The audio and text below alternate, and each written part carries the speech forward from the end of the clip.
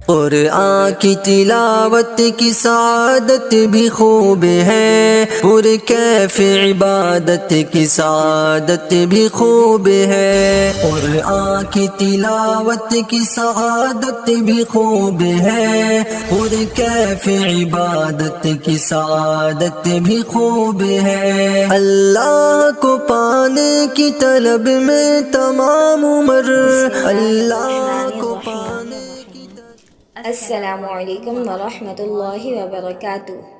آئیں قرآن سیکھیں آسان اور مختصر تجوید کے ساتھ۔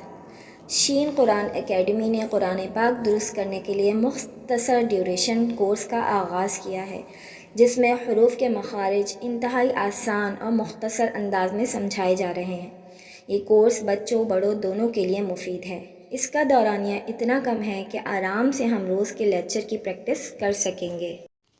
سبق کا آغاز ہم نبی پاک صلی اللہ علیہ وسلم کی اس حدیث سے کرتے ہیں کہ نبی کریم صلی اللہ علیہ وسلم نے فرمایا، قرآن پاک پڑھنے پڑھانے والے اللہ والے اور اس کے چنے ہوئے بندے ہیں۔ سبحان اللہ، سبحان اللہ۔ چلیں ہم شروع کرتے ہیں دعا سے۔ رب اشرح لی صدری ویسر لی امری واحلل عقدۃ من لسانی یفقہوا قولی رب زدنی علما۔ چونکہ ہم قرآن پاک پڑھنے کی تیاری کر رہے ہیں تو ہم آداب کو دوبارہ سے دہرا لیتے ہیں۔ انگلی الفاظ پر، کان آواز پر اور نگاہ قرآن پاک پر ہونی چاہیے۔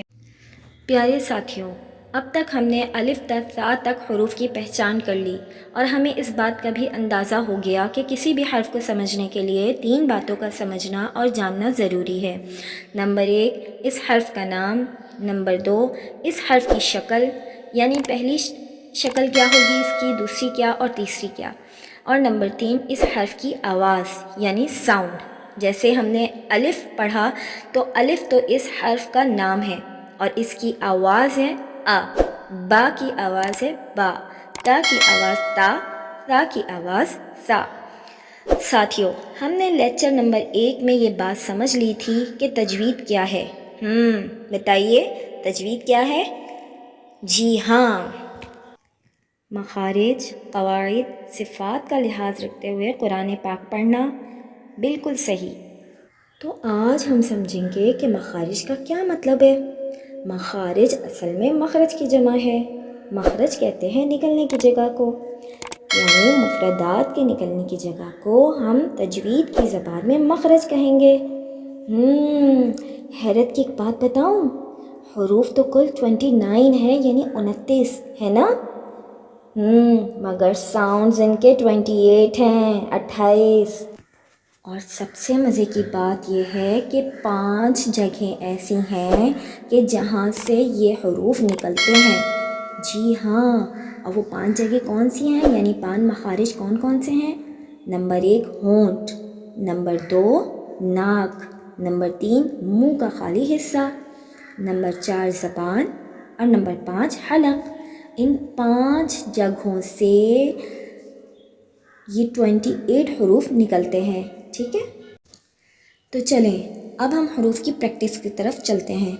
ہم نے پہلے لیکچر میں با کی فیملی کو اچھے سے پڑھ لیا تھا، اب ہم آج پڑھیں گے جیم کی فیملی کو۔ جی ہاں، جیم، ح، خ۔ ساتھیوں، جیم کی بھی 3 اشکال نظر آ رہی ہوں گی آپ کو۔ پہلی شکل کلمے کے شروع میں جیم کے آنے کی ہے، دوسری شکل کلمے کے بیچ میں آنے کی، اور تیسری شکل میں جیم آپ کو مکمل نظر آ رہا ہوگا۔ تو یہ جب آخر میں جیم آتا ہے تو مکمل لکھا جاتا ہے۔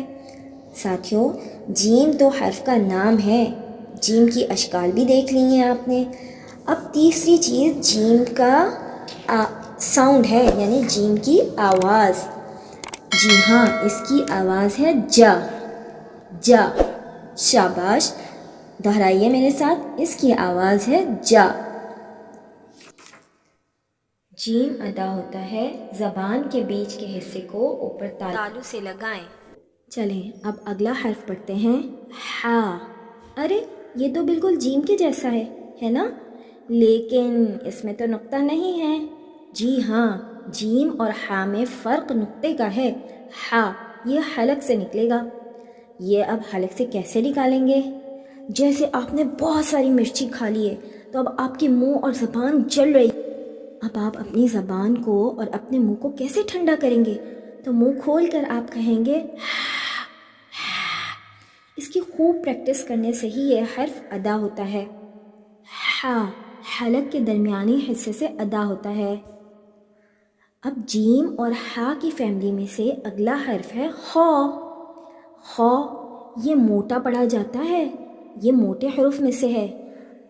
اردو اور عربی کے خا میں بہت فرق ہے، ٹھیک ہے؟